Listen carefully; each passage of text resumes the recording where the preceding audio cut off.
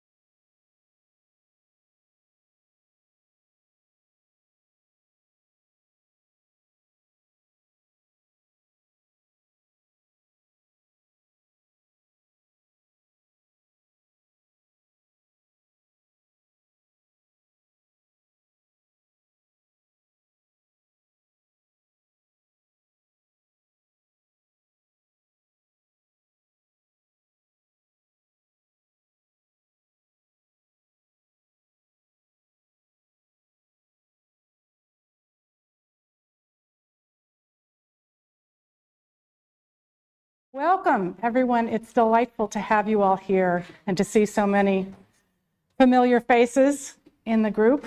It's my great pleasure to welcome you here and to thank you for coming to this, the 11th annual Joseph Smith Lecture here at the University of Virginia. I am Lori Maffley-Kipp, and I am the current holder of the Richard Lyman Bushman Chair in Mormon Studies. And I'm grateful to the many people who have made my position and our program possible. Over 10 years ago, the founding donors here set an ambitious goal to fund a chair and program in Mormon studies on the East Coast, far away from the traditional research and teaching centers most associated with Mormon faith traditions. But it was an important symbol, first, of outreach to a large public university with a long tradition following in the footsteps of Thomas Jefferson, of an emphasis on freedom of religion and of conscience. But equally important, this university is a gathering place to encourage public-facing scholarship near our nation's capital, serving as a reminder of the importance of religious liberty and civil discourse in the furtherance of the common good.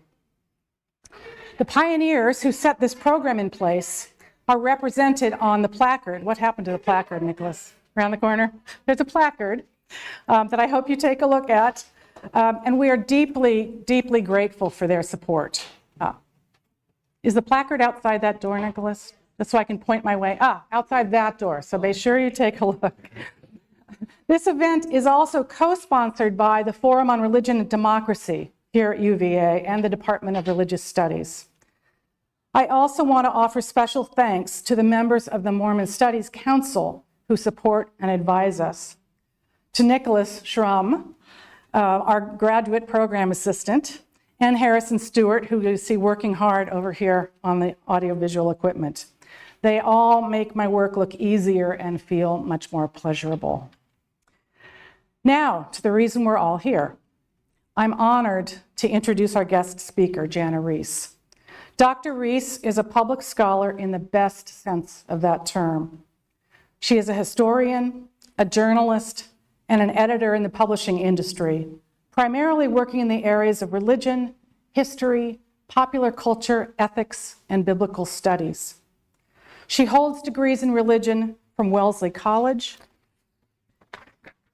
and Princeton Theological Seminary, and a PhD in American Religious History from Columbia University. From 1999 to 2008, she served as the Religion Book Review editor for Publishers Weekly, and she continues to freelance reviews for Publishers Weekly as well as other publications. She is also a prolific author of many books, including The Prayer Wheel, Flunking Sainthood, What Would Buffy Do?, Mormonism for Dummies, and The Writer's Market Guide to Getting Published. Her book, The Twibble, one of my favorite titles, The Twibble, all the chapters of the Bible in 140 characters or less, now with 68% more humor, won first place in the nonfiction category in the Writer's Digest annual self-published book awards. Her next book after that, The Ex-Mormons, The Rising Generation of Latter-day Saints, was released in 2019 from Oxford University Press. Dr. Riess also speaks often to media about issues pertaining to religion in America and has been interviewed by the Associated Press, Time, Newsweek, People, the Boston Globe, USA Today, the Los Angeles Times, and Newsday, among other print publications, as well as the Voice of America, the Today Show, MSNBC, and NPR's All Things Considered, Tell Me More, and Talk of the Nation. She is a senior columnist for Religion News Service. I'm just exhausted giving that list, Jen, of all the things that you do so well. Now, I can't resist adding a personal note. I have known Jana now for many years and have admired her work even longer. But our friendship was cemented by the week we spent sheltering in place together in Oxford, England with COVID in 2022. We were actually at a Global Mormon Studies conference and both came down with COVID. And at that point, you couldn't get back into the United States until you tested negative. Jana managed to test negative and then got home and got really sick. I managed to test positive and stayed for 11 days more. But in the few days that we were there together, we ate Indian takeout and binge-watched British historical dramas. But we also had wide-ranging discussions about our work and our lives. And I came to know Jana as a deep and generous scholar with a strong commitment to understanding the full contours of her own religious community, the Church of Jesus Christ of Latter-day Saints. As one who chose her faith as an adult, she has also been moved to speak and write honestly and directly about some of the hardest questions a religious community can ask of itself. Why do people leave? Why do people stay? What does it mean to be part of this group? These are difficult questions, and they are hardly questions that pertain only to the Utah Saints. Many, if not all, religious organizations are dealing with the challenges of affiliation, adherence, and attrition. They are crucial issues for our time because they shape the ways we live together and find meaning in our social lives. In her latest work that we're going to hear about this evening, Dr. Riess introduces us to her research into some of these questions within the LDS faith community. And we will follow with time for questions after her talk, which is titled, Not All In, But Not Out, Exploring the Borderlands Between Mormon Orthodoxy and Disaffiliation. Jana Riess.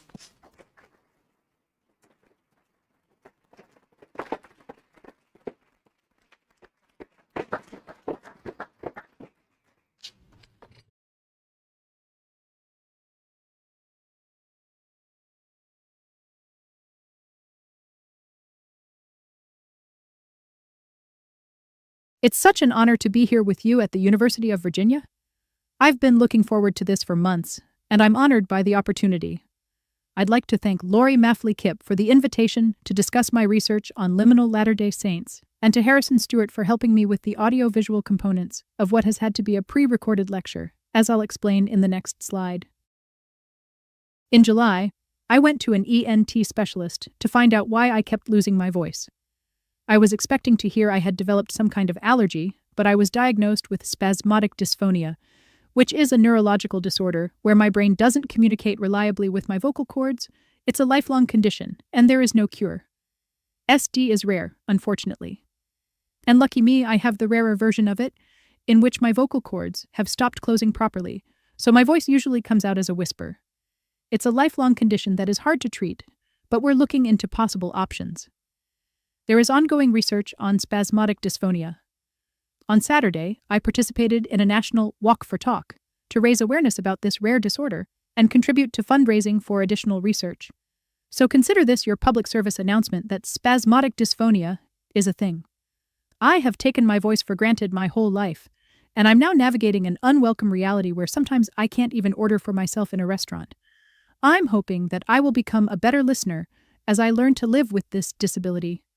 I'm grateful to be able to still whisper, at least. So how is it that I am able to speak to you today? If you know me, you'll know that what you're hearing sounds a lot like my normal voice, but without saying and like and you know.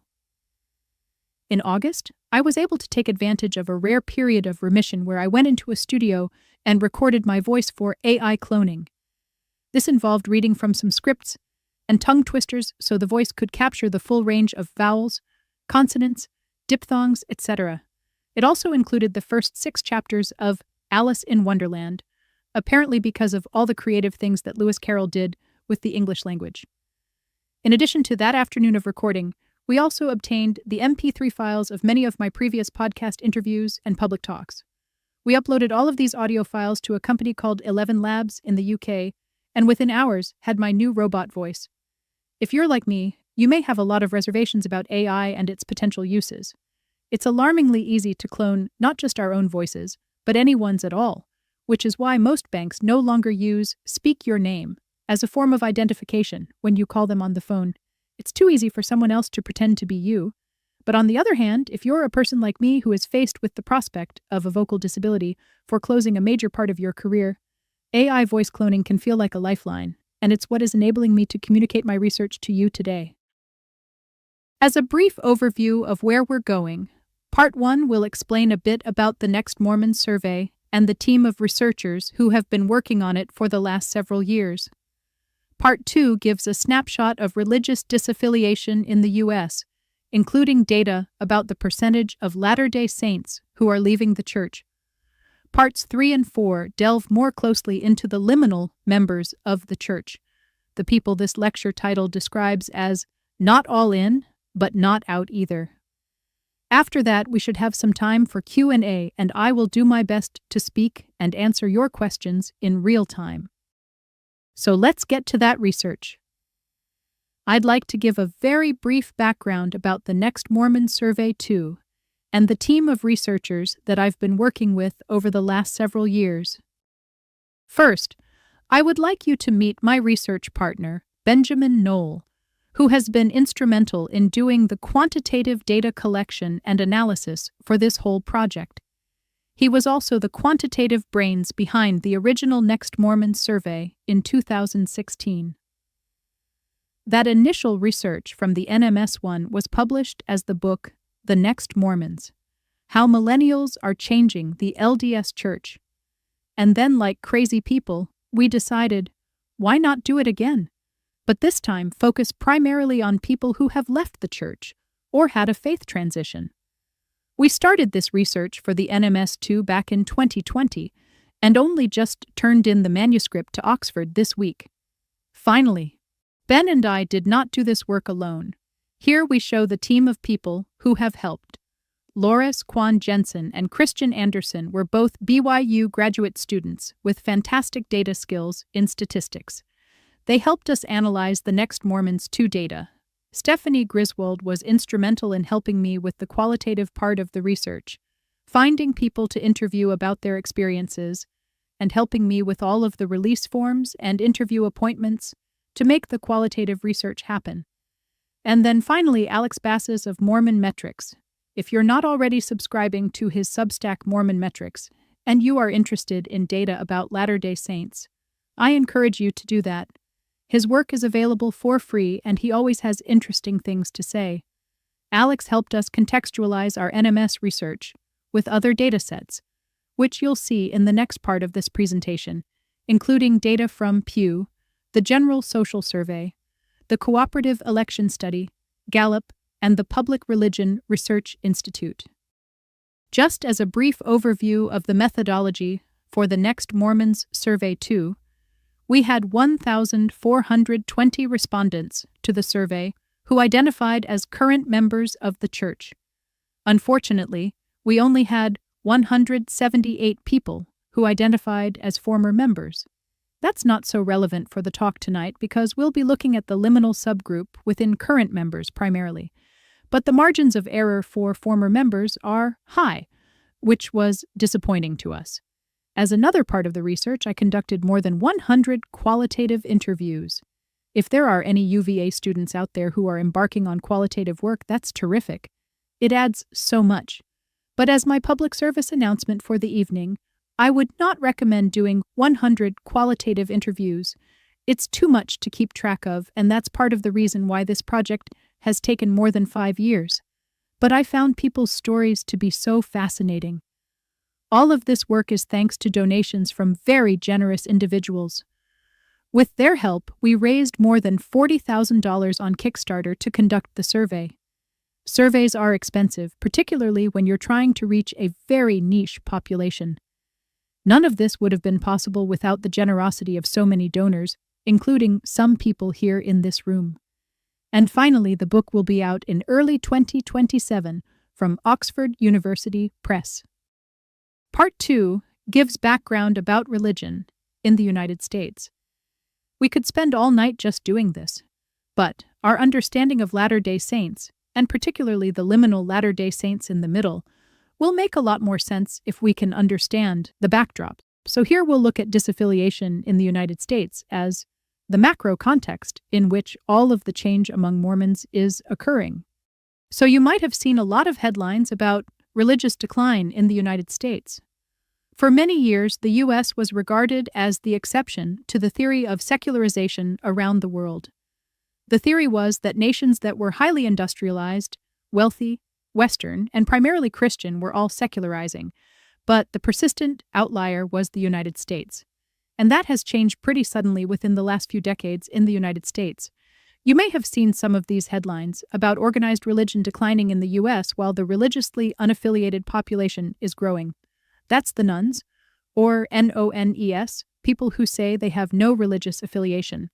The rise of the nones has affected almost all religious groups, including Roman Catholics, Protestants, and as we will see, Latter-day Saints. But it may be leveling off the most recent data. Data from several different sources seems to suggest that the trend of the rapid rise of the nones may have plateaued. You can see here the growing share of U.S. adults who identify as nones. The orange represents the General Social Survey. The GSS has a smaller sample size, but has the advantage that it has been collected almost every year since the early 1970s. And they also ask a number of questions about religion. So the GSS has provided a wealth of data about American religion over time.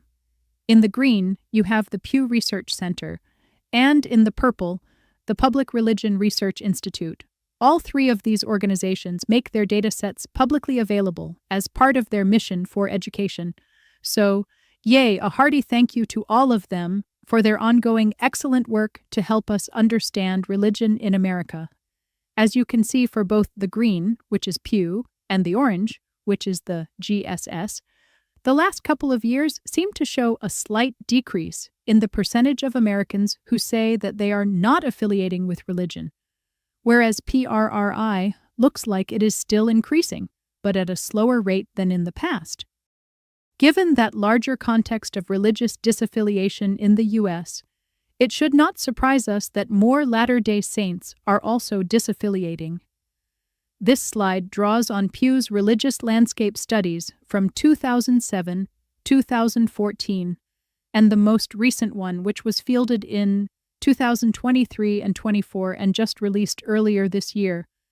Essentially, what we're seeing here is that in the 2007 study, 70% of people who had been raised LDS in the United States said they were still LDS as adults. In 2014, that was down to 64%.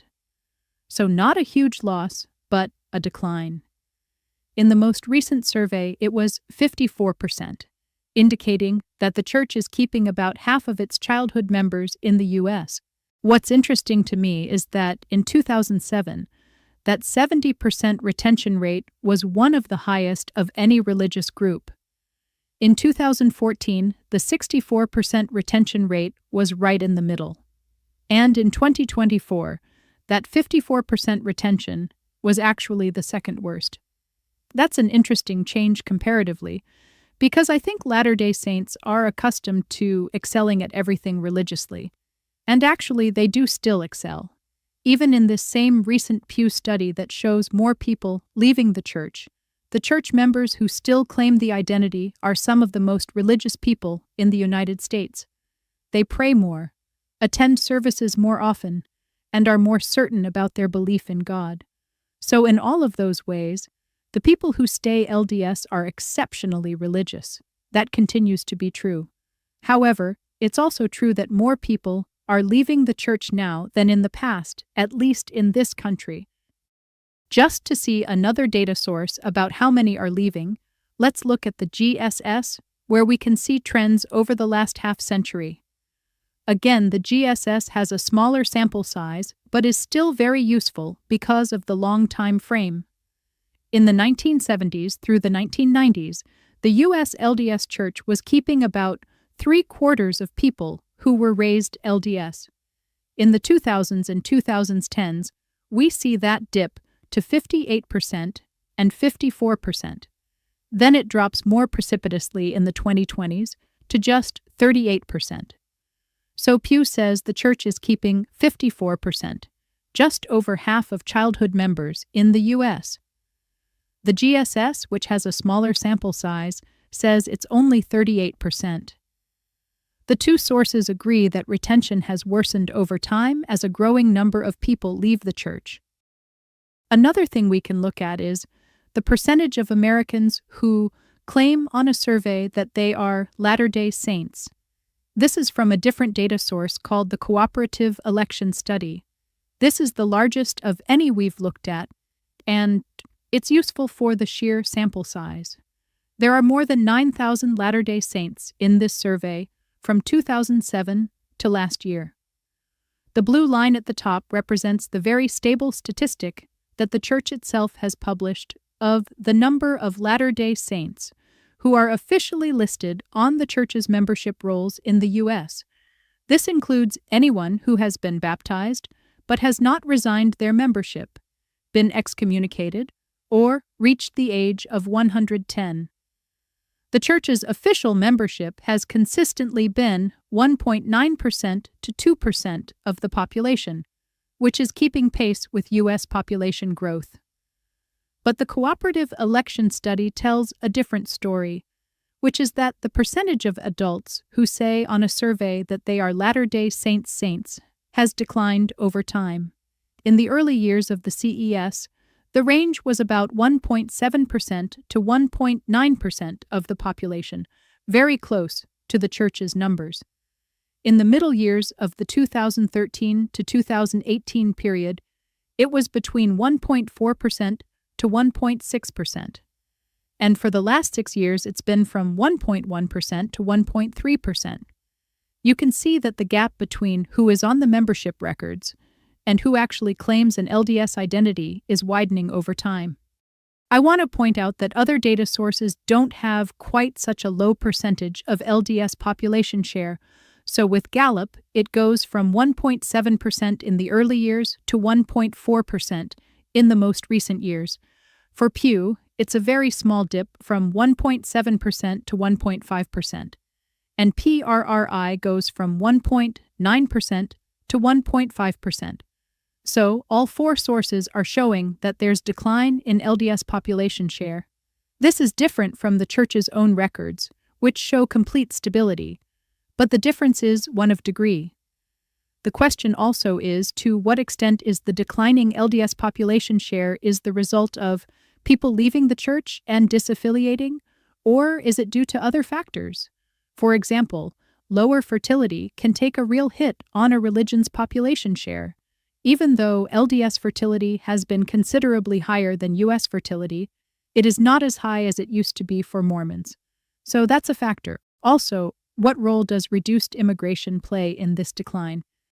One final slide for this section.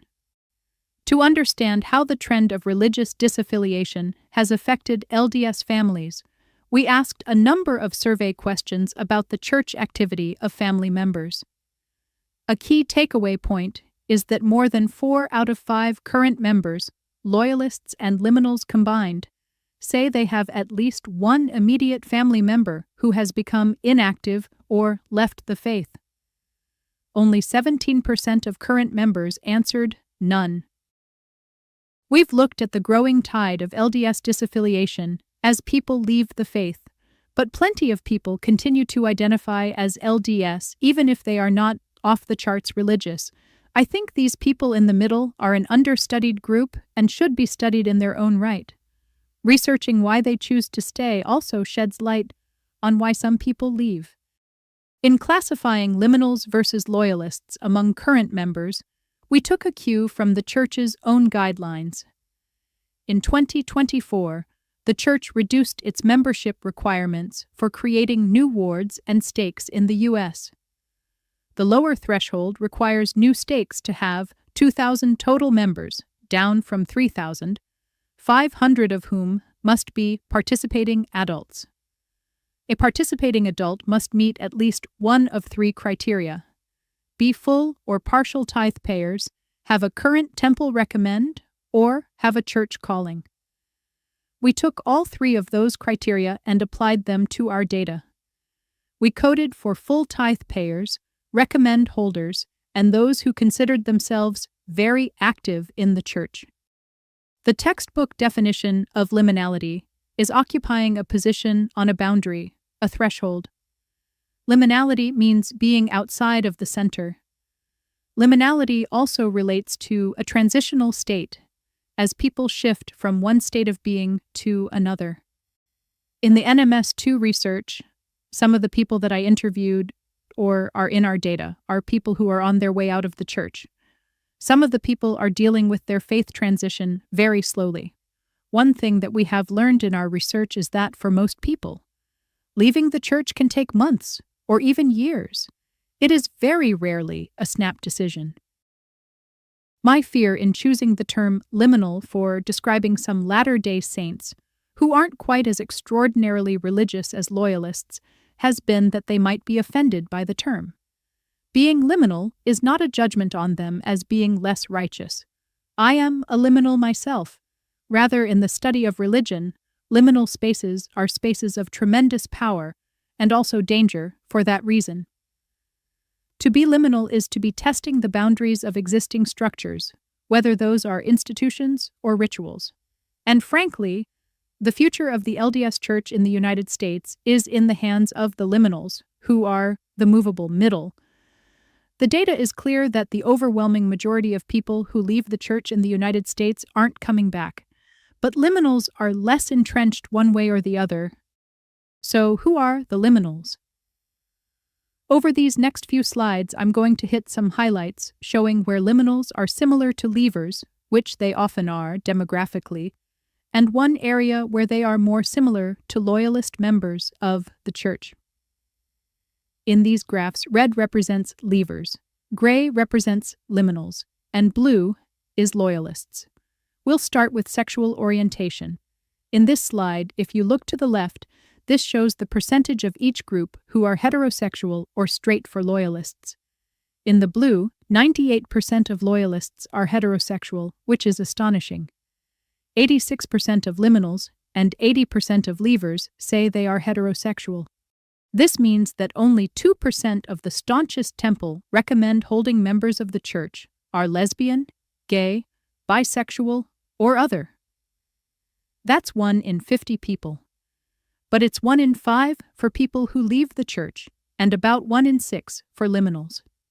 If we look comparatively at statistics about sexual identity among the U.S. population as a whole, in 2025, Gallup found that 9.3% of the United States identified as LGBTQ+.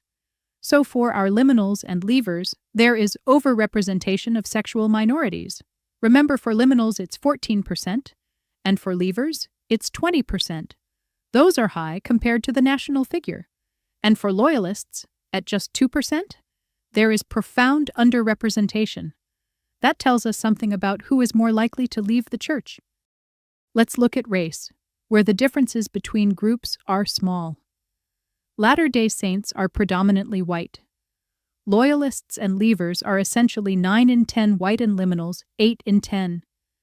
We need to keep in mind that very small sample size for leavers that I mentioned at the beginning.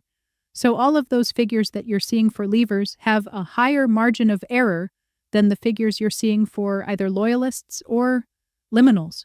But still, this gives us an interesting picture. If you look at liminals, they are the most racially diverse group of either current or former Latter-day Saints.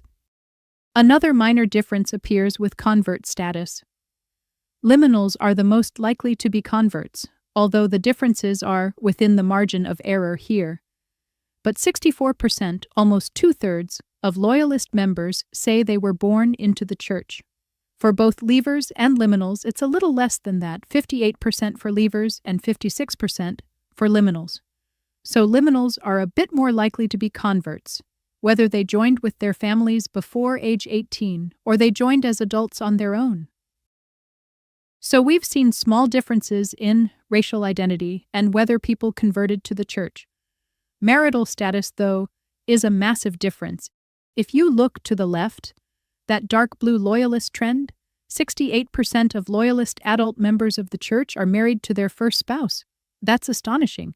It is almost twice as high as the rate for either leavers or liminals.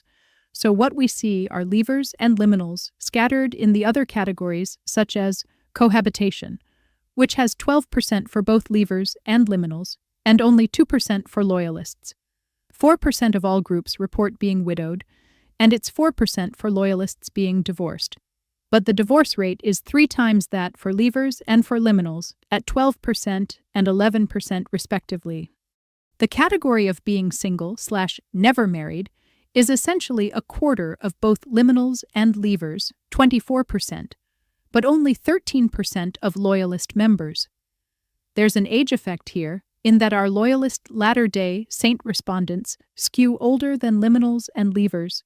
Finally, we see the percentages of people who have been divorced or bereaved and then remarried, which is about 1 in 10 for both liminals and Loyalists, and a little bit higher for former members.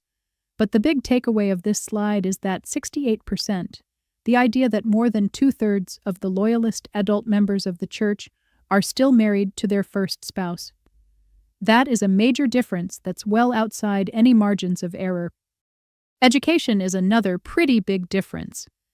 And this confirms other research that has shown a college education to correlate with higher levels of religiosity in the United States. Here we have 52% of Loyalists who have a 4-year college degree or more, which is more than twice as much as it is for liminals, who are 23%, and a little bit less than twice as much as it is for leavers at 28%. The national figure is around 35%, depending on the survey. So we see that Loyalist members of the church are more educated, and liminals and leavers a little bit less. Politically, here we're seeing for the first time that liminals look a little bit more like Loyalists in the blue on their left than they do like leavers on their right. This slide shows the percentage who identify as Democrats politically.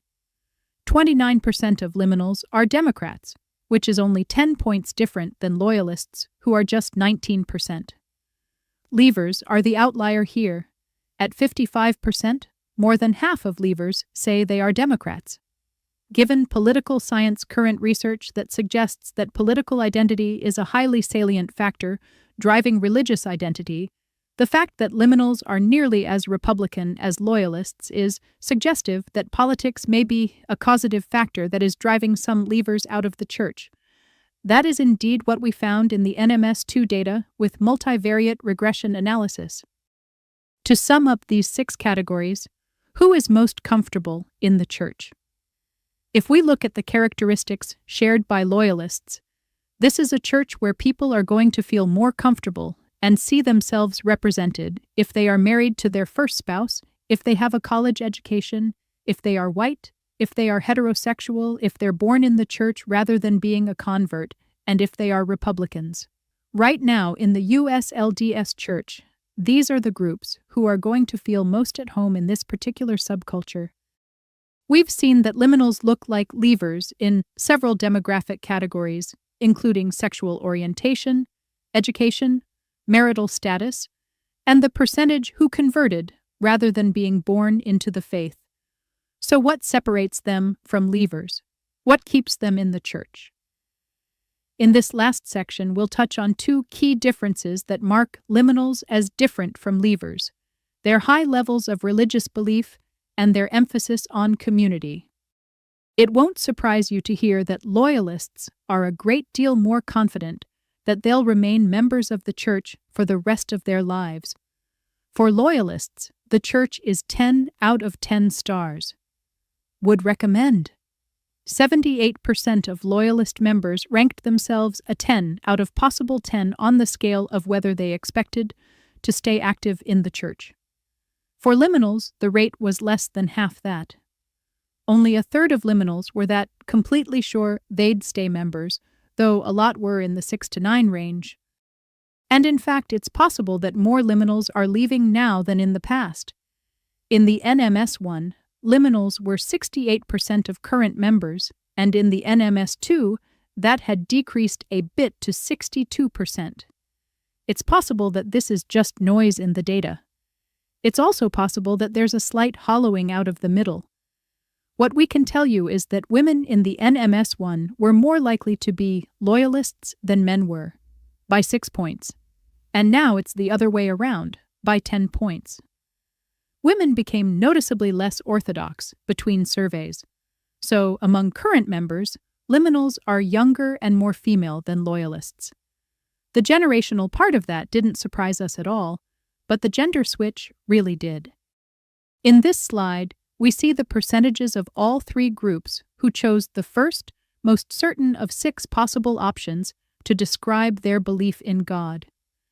You can see here that more than 6 in 10 liminals chose that option, saying they know God really exists and have no doubts about it.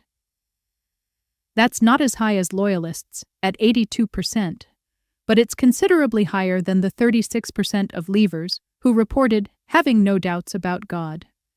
It's also more than 10 points higher than the national figure, which is 50% of Americans who say they believe in God without doubts. Compared to both LDS leavers and the general population, then, LDS liminals are strong believers. This slide shows liminals and loyalists' differing levels of beliefs on some of the NMS2's testimony questions. These percentages only reflect the people who chose the most certain option of the 5 possible choices. Loyalists on the left side have a supermajority who say they are confident and know that God is real, Jesus was resurrected, there is life after death, and God has a plan for my life. Basically, for them, it's 4 out of 5 people saying they're certain of those core Christian teachings. Liminals have a majority on all of those measures too, even if it's not as high as loyalists. Compared to leavers, they are very religious. On some measures, they are 25 or 30 percentage points higher than LDS leavers. For example, 56% of LDS liminals are confident and know there is life after death, compared to 27% of leavers. Here let's look at specific Latter-day Saint teachings. Like Joseph Smith was a prophet, the Book of Mormon is historically true, the LDS Church is the only true church, and the church's leaders are God's prophets on the earth today. Loyalists, shown on the left side, are nearly as certain about LDS-specific beliefs, 77% average, as they were in the last slide about widespread Christian ones, 84% average. They're remarkably consistent in checking that top box, no matter what the testimony question might be. Liminals, on the right side, are noticeably less confident about the LDS-specific beliefs than they are about general Christian tenets. On average, only 4 in 10 liminals chose the most confident option for the LDS beliefs, while 6 in 10 did so for the core Christian beliefs. This means that when we compare the two groups, loyalists are sometimes twice as likely as liminals to be confident about LDS-specific beliefs. That's a major divide. The divergence feels particularly sharp when we consider that many of the LDS-specific questions are not only about religious beliefs, they are asking about the authority of the Church itself. Does it have an exclusive ability to grant people eternal families, or exaltation in the highest level of heaven? Roughly 3/4 of loyalists seem sure that it does, but barely a third of liminals are sure. Most starkly, more than 40 percentage points separate the two groups on the question of whether the Church's leaders are God's prophets on the earth today. This is something that most liminals believe, since only 11% chose either of the bottom 2 options of I believe this is probably not true, or I am confident and know this is not true, but only 39% say they are certain of leaders' authority compared to 81% of loyalists. To sum up this argument, liminals are strong believers in Christian tenets, though not quite as strong in Latter-day Saint ones. In their behavior, they are far more likely than other non-LDS Americans to attend church each week, pray, and feel the presence of God. If we were comparing liminals to just about any group other than LDS loyalists, they would come across as noticeably more faithful than the culture at large. So, one part of the reason they stay in the church compared to leavers is that they believe many of its teachings.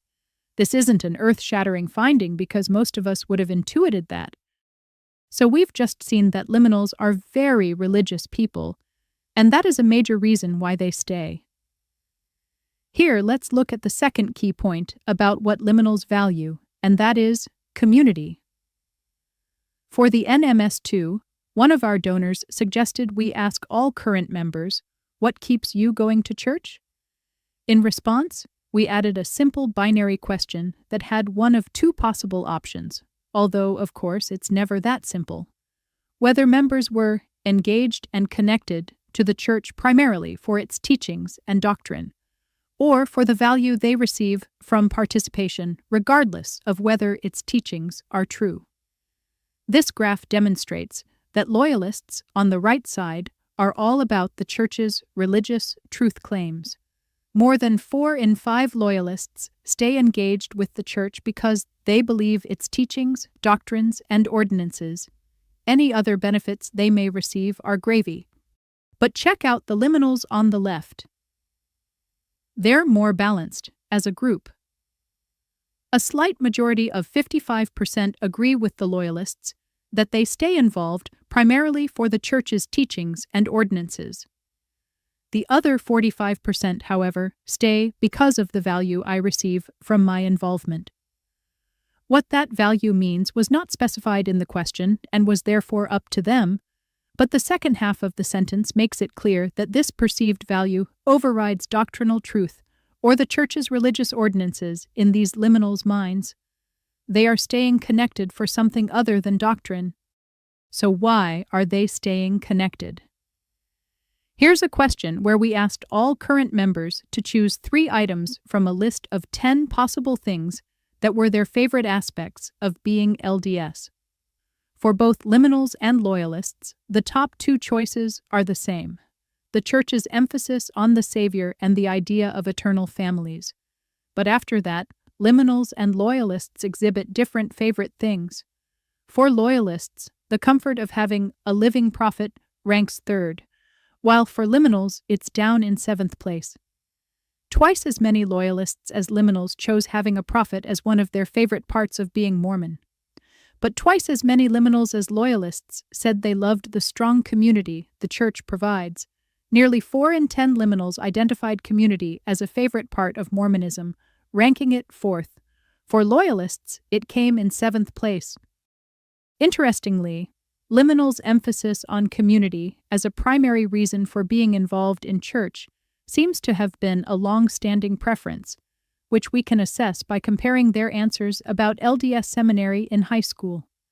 A seminary question we added to the NMS2 asked anyone who had attended seminary what they valued most about it, with 6 options of various things that might occur in seminary. As you can see here, loyalists and liminals differed in their number 1 picks. Loyalists chose learning about the scriptures and church doctrine, while liminals said it was the socializing with friends from church. At least retrospectively, then, liminals report being interested in community building even in high school, not to the exclusion of doctrinal interests or religious activities, but alongside them. I'm going to close with a final observation that came up in my oral history interviews. A fairly common remark liminals report getting from loyalists if they ever express disagreement with any aspect of the church's current trajectory is, "Why don't you just leave?"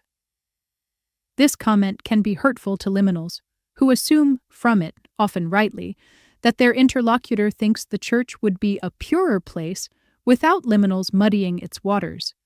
But the "why don't you just leave?" question itself reveals a fundamental difference between liminals and loyalists. For loyalists, an absence of total doctrinal agreement may well be a deal breaker.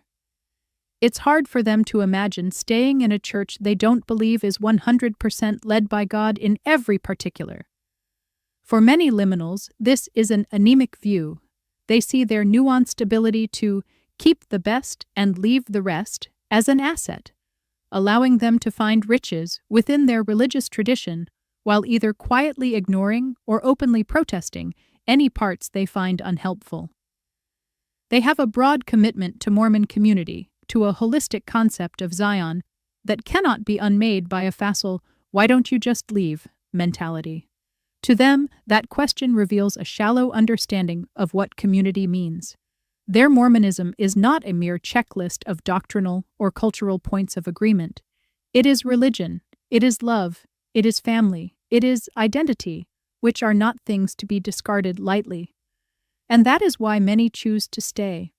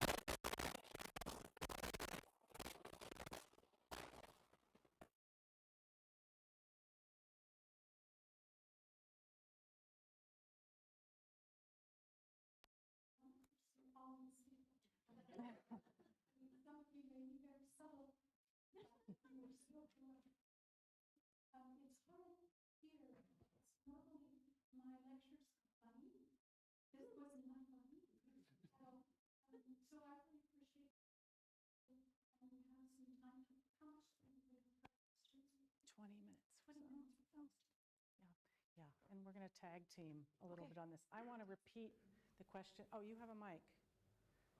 Is that hooked up, Harrison? Is that mic hooked up? No, I still need to use this one.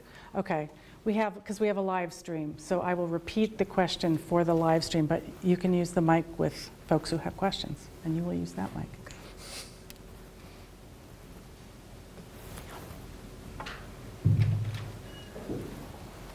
Thank you. I wondered, did you consider geography or sort of residence in the survey in terms of liminals and loyalists who are living among many other LDS people, or people who are kind of, for instance, on the East Coast? Yeah, the question is for a friend. the question is whether you consider geography in thinking about sort of how people were liminal or loyalists in this. It's a great question, and yes, we did. We had the standard state question that was then grouped into regions, so we can look at things for Utah versus the rest of the country. We can also look at the data by mountain region, which would include Idaho and Arizona, for example. But this time we also added a rural town, suburban, urban question, which I was excited about and I thought would reveal some fascinating differences. They weren't big differences. Certainly loyalists were more likely to live in suburban communities, and leavers and liminals were a little more likely to be in urban communities or rural communities, but it wasn't dramatic. As far as your question, though, about living on the East Coast, for example, there's a long tradition of sociological literature that is about this sacred canopy of religion, essentially when everyone around you is believing the same things and practicing them, then you are more likely to adopt those as your default mechanism. That is how religion can be successfully transmitted. The sacred canopies are sort of falling down in Utah. There's a very interesting article by Rick Phillips, for example, looking at general social survey data over time and analyzing what is happening in Utah as it becomes less LDS. And also research from Ryan Craven and another couple of researchers found that only 42% of people in Utah in a recent survey said that they were LDS. So things are changing, and they're changing fairly quickly. It is harder for people to leave the church in Utah in terms of their overall happiness. People, both in interviews and in the limited amount we can ascertain from such a small sample size of using the data, indicates that some of the angrier people who leave the church are the ones who are still in Utah because they are confronting it all the time. You know, if you live here, for example, maybe it doesn't come up in your day job, it doesn't come up with your children going to school, will they have friends, will they be able to play with other children? And that is something that still happens in Utah. So not surprisingly, it can be a more difficult experience in the heartland, even though the heartland is not what it was 30, 40 years ago. I guess this is the next logical. What about the communities outside the United States? Latin America, Africa, any participation by those communities in the survey? Is there any participation by communities outside the United States in your surveys? So our survey was only in the United States, and believe me, having that is plenty of research to be doing for one person or two people. But we are so excited that there is more of a focus now, and there are other scholars who are looking at communities outside the United States. The challenge there has been that in the United States there is infrastructure around surveys. You can hire companies who are reputable to do surveys for you. That's not necessarily something that's easily replicable in other nations. So there are some ways around it, but mostly we rely on qualitative information, qualitative interviews for that now. But I think that will change very soon. The marriage data was really striking. And I'm wondering, though, if part of your research includes spousal affiliation, meaning blended families, that, you know, maybe Mormon and something else, in terms of both the liminal and the leavers. The question is whether some of the data includes spousal affiliation on your marriage statistics. It does. And it probably won't surprise you to learn that not only are Latter-day Saints usually married to fellow Latter-day Saints, but they're married to their same kind of Latter-day Saint in terms of church activity. And so we hear sometimes about the mixed faith marriage where one person is practicing and one person is not, but they still are both LDS. Those are rarer than you might think, just hanging out on the internet, because there are support groups, there's a podcast, dedicated just to that situation. But it's not statistically a common situation, because statistically, the homophily principle basically leads us to be like our families.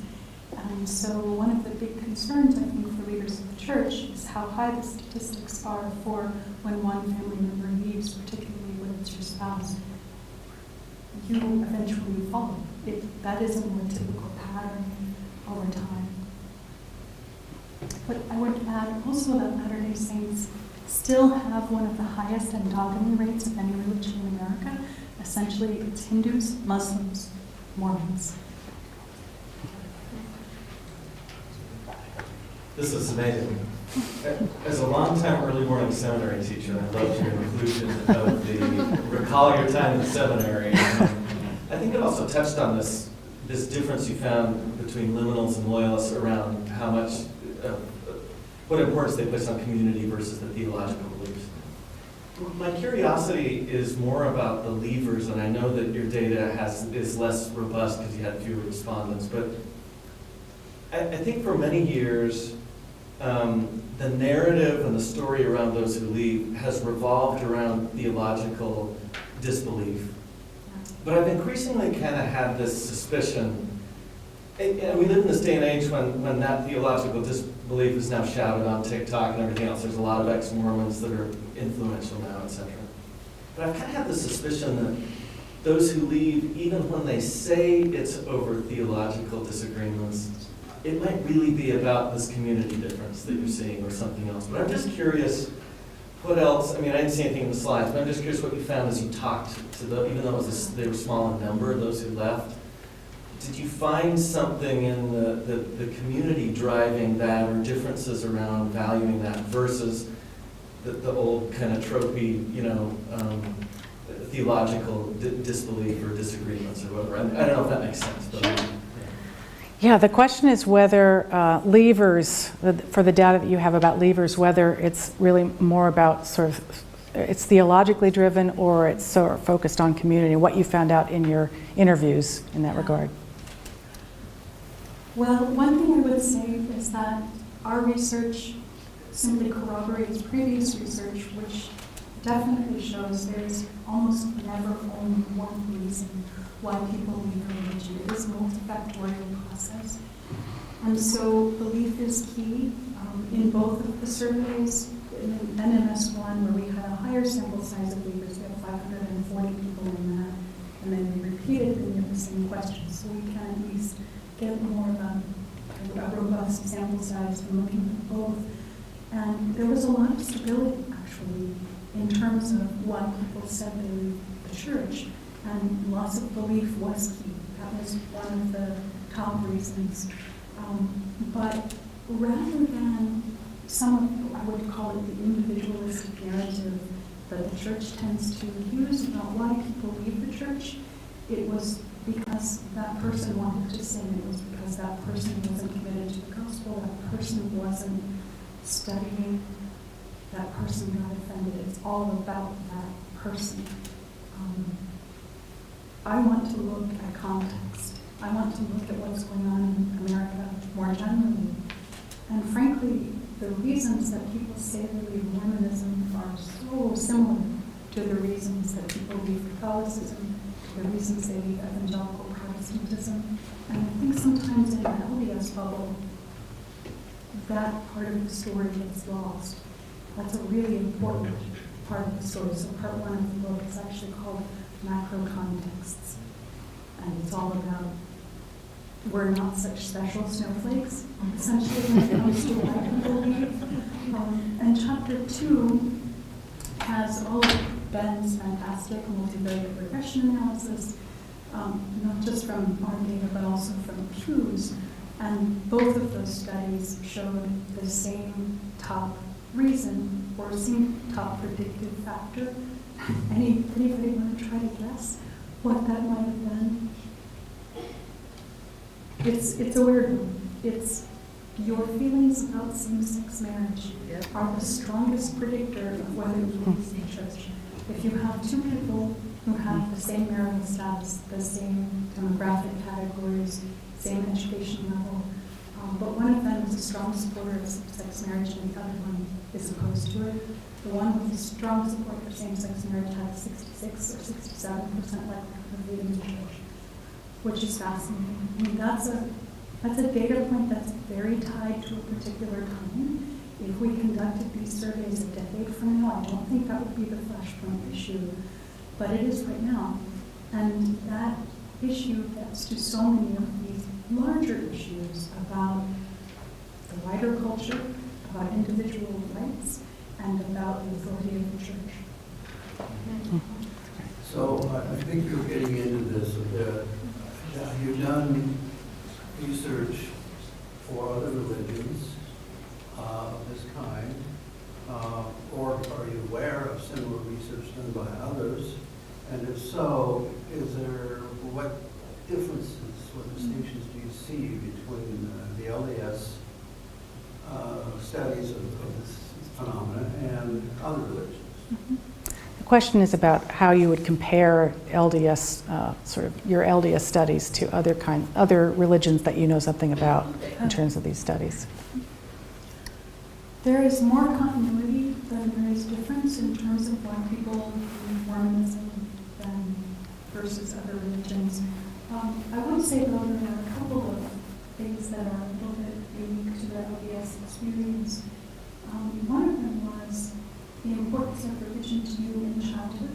This was an interesting thing because we always think that it's going to be directly related to religiosity of parents. It does stem from that, but more indirectly.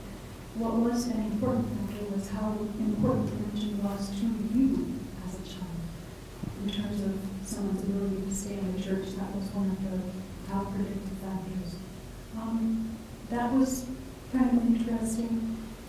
We asked this question of liminals, of all current members, about their confidence level in staying in the church. I think I showed you that slide where loyalists were like 10 out of 10 stars for the church. And then analyzing those, who is most likely to give the church 10 out of 10 stars? And it was people who believe that the church leaders are God's prophets and apostles on the earth today. They were 4.8 points more likely on a scale of 1 to 10 to say that they were going to be a 10 rather than the people who were not confident they were going to say others were right. So a lot of that, I'm trying to get to your question about what might be distinctive about the LDS experience. This issue of confidence in church leaders. Are these people trustworthy? That came up many times in interviews, that if something didn't jive, and it was a whole range of things that might be a trigger for someone, if something didn't jive, that starts the whole process of analyzing all of it, because the church's own epistemological model tells people that it's all connected.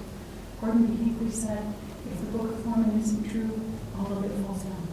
Right? That's what people have been raised with, at least in this group. I think that is changing in the church. But so when there's one problem with what they've been taught, everything comes under scrutiny.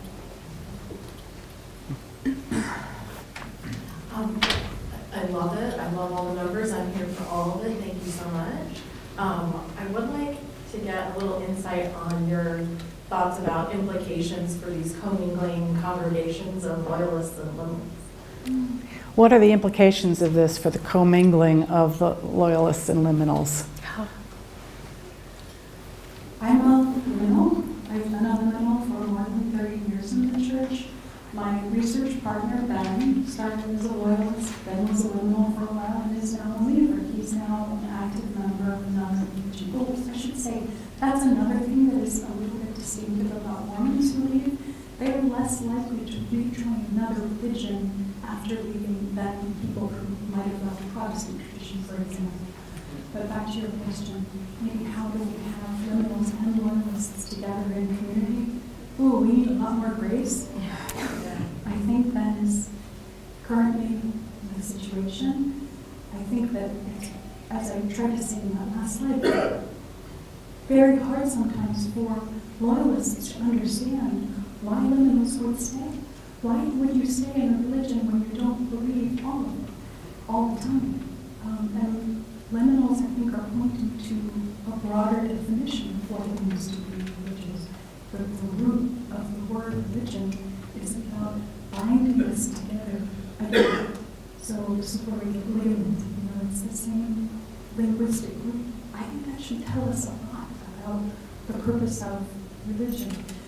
What's ironic to me, as a liminal member and as a historian, is that we're seeing maybe this hollowing out of liminal community, and we can also see that it correlates, not necessarily causation, but it does correlate historically with the time when the church has been cutting so many social events and programs and emphases. We don't have green and gold balls anymore. We don't have church athletic leagues, basketball, all of the voices, the things that were not explicitly doctrinal. I would say that over the last 30, 40 years, the church has tried to become more explicitly doctrinal and less social. That may be coming back to bite it in the butt.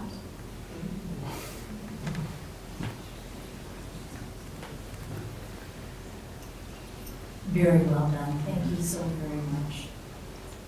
When you were talking about the subtleties within viewing LGBT issues, is that also kind of a code for political issues as well? And were you able to parse those? The question is, what is there a relationship between the LGBTQ plus issues and the issue and the political issues?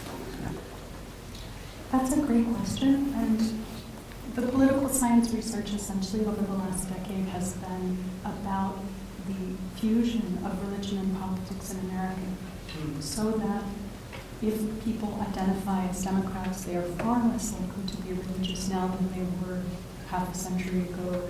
If they identify with the Republican Party, they are more likely to be religious. So this sorting of religion and politics. So when Ben was doing the regressions, political affiliation was included in that model, as well as people's views on same-sex marriage and a whole host of other factors. And politics still was a little bit of a factor, but same-sex marriage views were doing almost all of the work. Like if same-sex marriage was not a question that was included in that statistical model, politics and political identity would have been number one. But because those are so much in tandem, the views on same-sex marriage were essentially overlapping with political identity. So I think you've hit upon something very key. There was, yeah. I have a twofold question. First question, have you studied people that have come back that have been out? And secondly, what are your recommendations to how the church can stem the flow and bring more back? So it's two questions. you got the gist of both of them, right? I mean, the second one is, what is the church? How does the church stem the tide of the leavers or the liminals? And the first one was People would come back. Oh, did you study people that came back? I'm sorry, it's getting late in the evening for me. Yes, did you study people that came back to the church as well? So our interview call went out to people who had left, and some of them had previously left, come back, and then left again in what they thought would be for good. The statistics about how many people come back to church are very, very low. And I know that there is an entire podcast about people who come back to church. But if we think about the bigger picture of the scale of the disaffiliation that we're talking about several million people who are officially on the rolls of the church and are not saying that they are part of that identity. And the statistics seem to show that maybe 10 to 15% of those people will come back. But that's still hundreds of thousands of people, right? That you can make a podcast and have enough of an audience to support that. So I just want to make sure it's clear that that's an uncommon experience. Once people have made the decision to leave, for those who were very active in it, which is still not the majority of people who leave, right?